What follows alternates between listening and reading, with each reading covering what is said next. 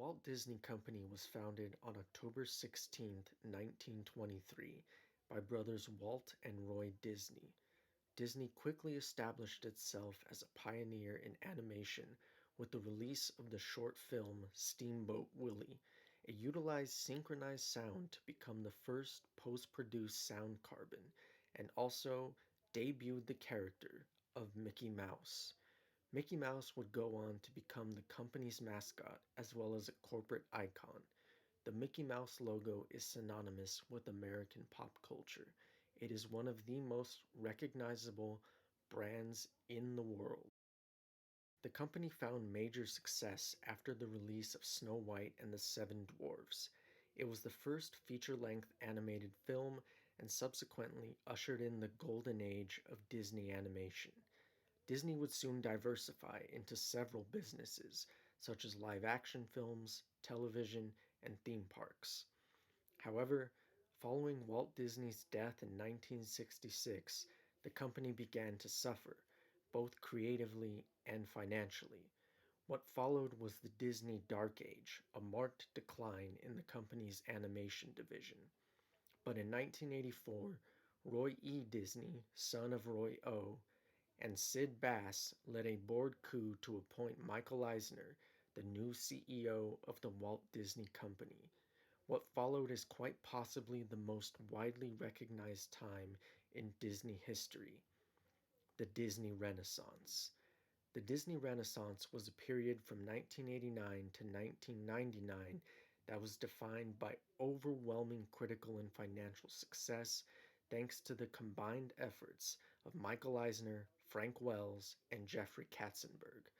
Unfortunately, nothing lasts forever.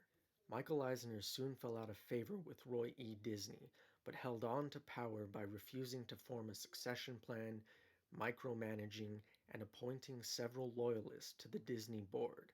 In a last-ditch effort to save his family's company, Roy E. Disney resigned from the Disney board in 2003 and with the help of fellow board member Stanley Gold, subsequently launched the Save Disney campaign. Eisner finally announced his resignation as CEO in March of 2005, effective September 30th that same year. Bob Iger was named Eisner's successor. Under Bob Iger's reign, Disney expanded and acquired other corporations such as Pixar, Marvel, Lucasfilm, and most recently, 21st Century Fox. Bob Iger's initial stewardship of Disney was a massive success. Iger oversaw an increase in the company's market capitalization from 48 billion to 257 billion. It's hard to state how impressive Bob Iger's initial run as Disney's CEO was. While discussing Hollywood executives may not be the most exciting thing in the world, Bob Iger was one of the most important names in Hollywood. Some even referred to him as the King of Hollywood. After 15 years as CEO, Bob Iger stepped down in February 2020, just in time, too, and Bob Chapek was named his successor. Bob Chapek's time as CEO didn't last long. He was suddenly ousted on November 20th, 2022, and Bob Iger returned as CEO, effective immediately. Bob Iger was supposed to step in and save Disney from the mess that Chapek created, but Iger's return has been anything but triumphant. Whether you love Disney or hate them, I think most of us can agree on one thing right now. Disney is a company in dire creative straits.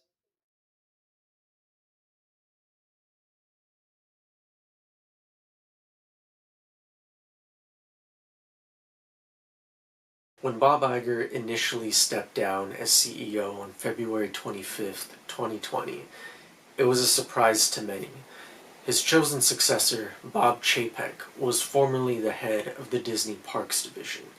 According to reports, Iger chose Chapek for his integrity and business acumen, not his interest in Hollywood's social scene or particularly strong personality. Despite his resignation as CEO, Bob Iger would remain at Disney, serving as executive chairman for 22 more months. From an outside perspective, the situation seemed odd. We have since learned, thanks to a very detailed report from Alex Sherman at CNBC, that Iger wasn't exactly thrilled about giving up his power. Bob Chapek described his short tenure as CEO as about 3 years of hell, all marred by the fear that Iger wanted his job back. The Chapek and Iger saga perfectly illustrates the corporate dysfunction taking place within Disney. Bob Chapek was first and foremost a businessman. Known as a cost cutter and effective manager, Chapek would quickly fall out of favor with Disney executives, the board, and the fans. As short as it may have been, in hindsight, Bob Chapek's time as CEO is a long and messy story, so I will only cover the main points here. Early on in Chapek's tenure, Bob Iger had an outburst over a routine meeting between Chapek and CFO Christine McCarthy.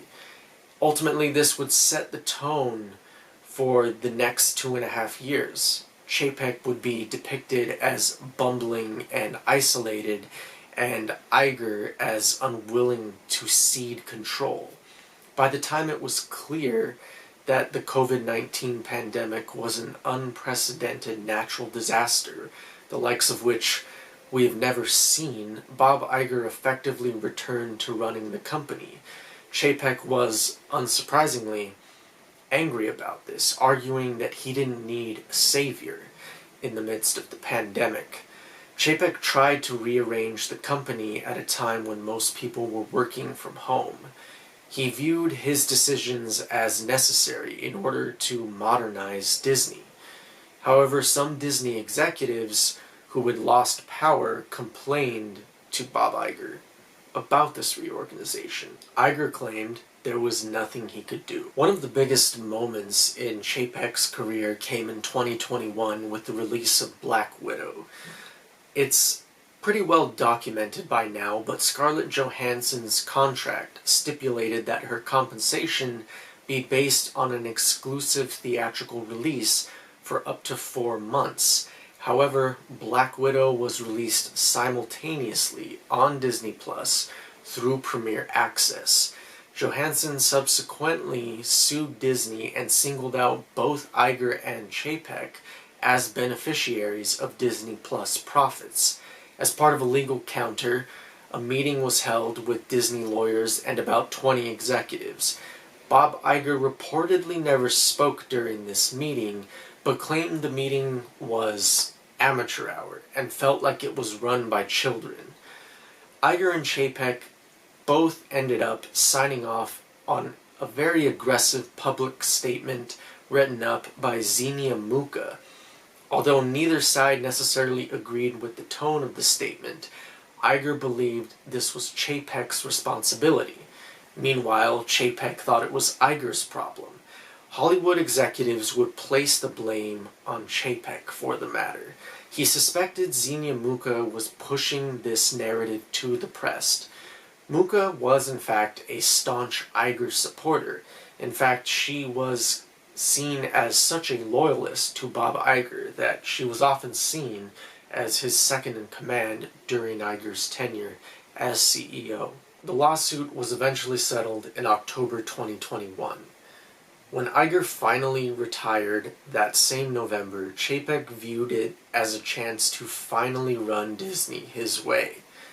Iger's retirement saw the retirement of several other Disney executives, such as Alan Horn and Alan Braverman. Xenia Muka, meanwhile, was effectively forced out due to Chapek trying to sever the board's ties with Iger. Now, perhaps the most infamous moment in Chapek's run as CEO of the Walt Disney Company was his response to Florida's Don't Say Gay bill.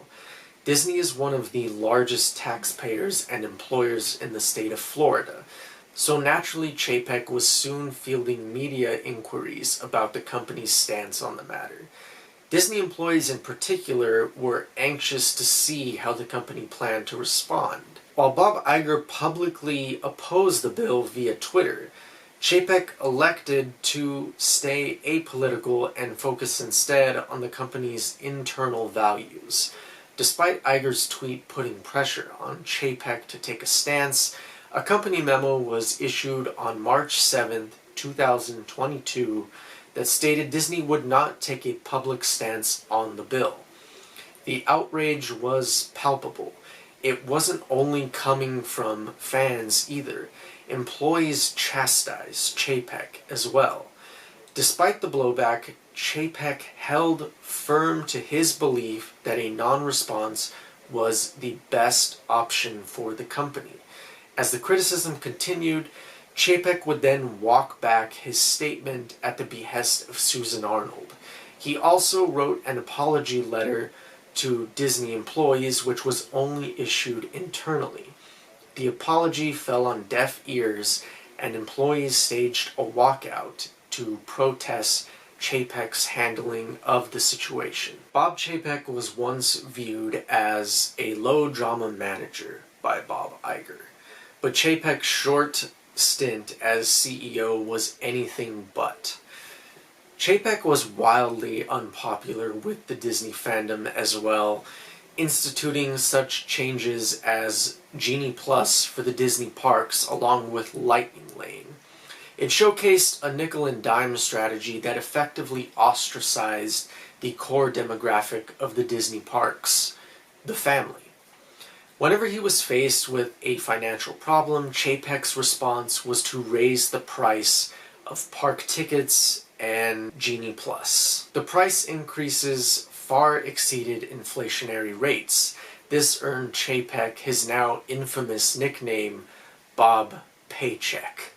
Chapek also made a comment that appeared to imply that animation was a children's medium of storytelling. This naturally offended a large portion of the Disney audience, as many of them love Disney for their animated classics. Ultimately, the fatal mistake of Bob Chapek was his refusal to take a stance against Florida's Don't Say Gay bill, along with his labored apology. However, the final straw appeared to be Chapek's decision to fire Peter Rice. Peter Rice was once considered one of the top candidates to succeed Iger. Chapek's firing of Rice appeared to be him eliminating the competition rather than a practical business move. In November 2022, Disney's share price dropped 13%. This, along with the box office bomb and critical drubbing of Strange World, ultimately resulted in Chapek's firing. Chapek would soon be fired and replaced by none other than Bob Iger. Bob Chapek reportedly didn't even have time to send a goodbye email. Bob Iger's return to Disney has been anything but glorious. Disney is arguably facing more problems right now than at any time in its history.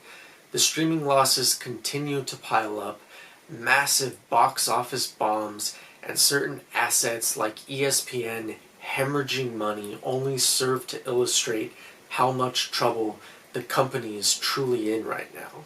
The story of Bob Iger's failure to devise a viable succession plan is eerily similar to that of Michael Eisner. It's stunning how little Iger has learned from the mistakes of Disney's past, particularly because he addressed this issue in his memoir, The Ride of a Lifetime. But he is once again the CEO of the Magic Kingdom. Bob Iger has built the company around him, and he may be the only one capable of running it in its current form. The story of Bob Iger and Bob Chapek is complicated, and it's one that involves a lot more nuance than I or many of us are able to provide because we were never there. We are not part of those meetings. We do not work for Disney.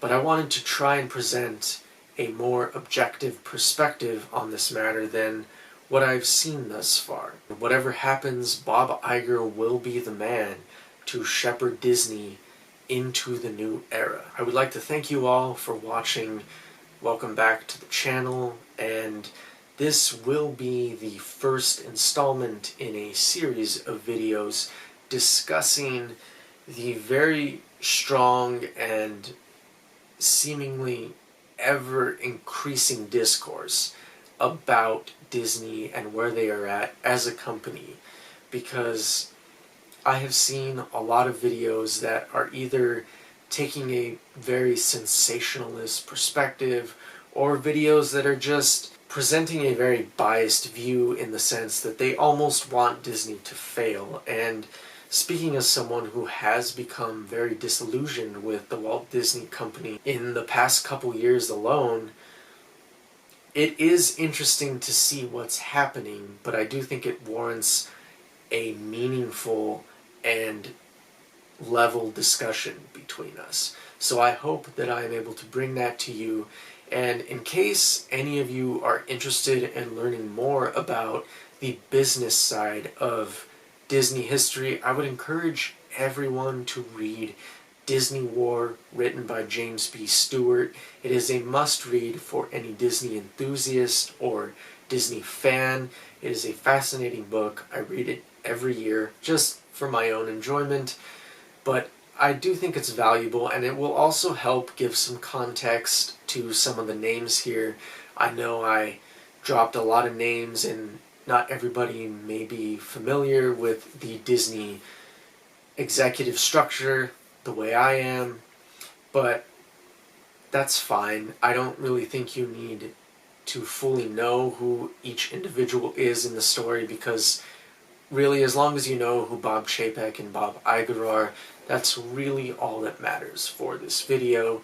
But once again, I would just like to thank everybody for watching. I hope everyone is doing well. Peace, plants, namaste.